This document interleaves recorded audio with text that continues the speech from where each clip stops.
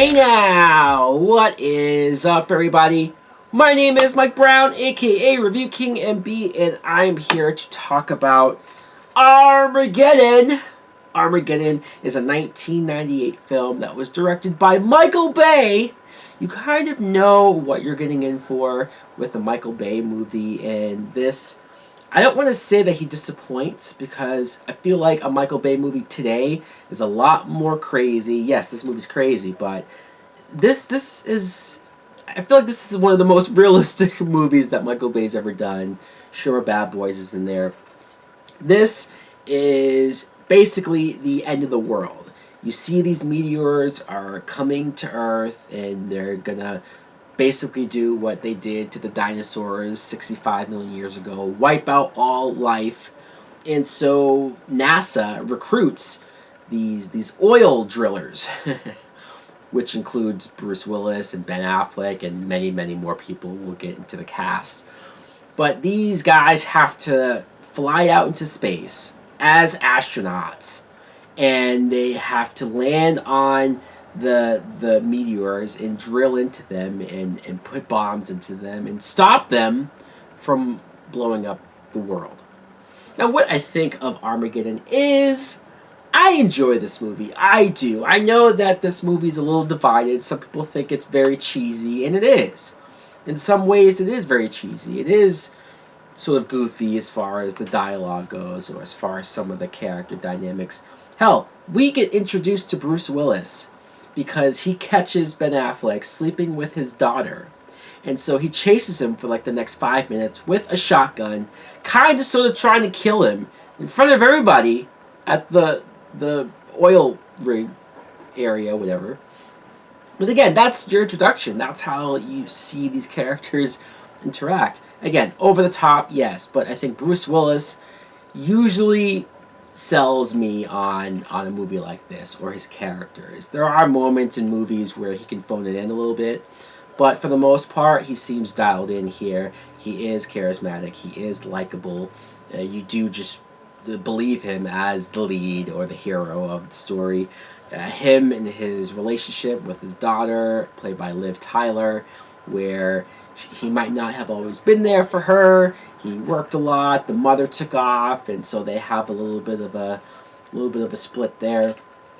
It's very much the reason why she ends up with a Ben Affleck type. And Ben Affleck, you know, seeing him in his younger years, and he is that guy that I'm sure girls loved back then, thought he was the cute bad boy type person, and I think that's why Bruce Willis resists the two of them being together. But once you see that they do have real love, once you see that like he is gonna marry her, he wants to marry her, that's when you warm up to the idea and go, all right, this isn't just a fling. This isn't just him being a dick to Bruce Willis. He actually does have feelings for this girl. Some of the other cast, like I mentioned, a lot of people in this movie. Let's get into it. Billy Bob Thornton plays Dan. He's from NASA. He's the one who basically recruits the team that he does. He mostly wanted to get Bruce Willis for his expertise, for his knowledge on drilling. But it's Bruce Willis that says, look, if I'm going to do this, I need to bring my own men. I need to bring my own team because that's how bad this could go. Michael Clark Duncan is one of the members. Owen Wilson, who I also forgot was in this movie. Steve Buscemi, who you can't really forget him because he is the comic relief. He has a lot of comedic moments. I do like him. Peter Stormare, I definitely forgot, playing this Russian character who is, again, a little over the top, but I warmed up to him. And Keith David is also one of the NASA guys. William Fichtner, who is probably in almost every Michael Bay movie that you can think of. Eddie Griffin, that's somebody that I forgot was in this movie. He has a quick bit part at the beginning where he's there, he sees an asteroid hit somebody that's literally right next to him, but somehow he doesn't die. Hey, Michael Bay does not kill the black guys in his films. Shawnee Smith, who people probably know as Amanda from Saw, she has a really small part in a bar scene, but I instantly recognize her, so I wanted to mention that. And Judith Hoag, who I know as April O'Neil from the 1990 Ninja Turtles movie. I had to mention her. She's like the baby mama of one of the characters in the movie. Again, interesting cast that Michael Bay likes to do. The asteroid destruction, when you see the comets come to Earth and blow up certain countries, it's almost like, well, as long as it doesn't hit America, then we're all good, because you're seeing other countries get destroyed and get wiped out. The effects look pretty good. I know it's 1998, so I know it's a while ago. It's not perfect looking, but when I was a kid and I saw this, I thought it looked amazing. I thought it looked, holy crap, this looks real as hell.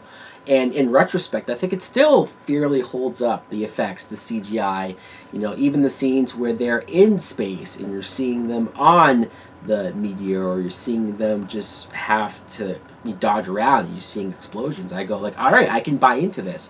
This still looks pretty good. But probably the most memorable thing about this movie, even still to this day, is that Aerosmith song. I don't want to miss a thing. Like, that song, whenever it gets played today, it makes me go like, oh yeah, Armageddon. It just, you can't help but, and the Liv Tyler connection, it makes sense. It is a little sad in that way as well. But overall, I do think this movie holds up. I do think it's a fun, enjoyable film. I do like to watch it every now and again. Let me know in the comments below if you too have seen Armageddon. Do you like it? Is it one of your favorite Michael Bay movies? Or do you think it sucks? Do you not like any of his films? I can't really blame you there. Thanks for watching. Like, comment, subscribe. Later!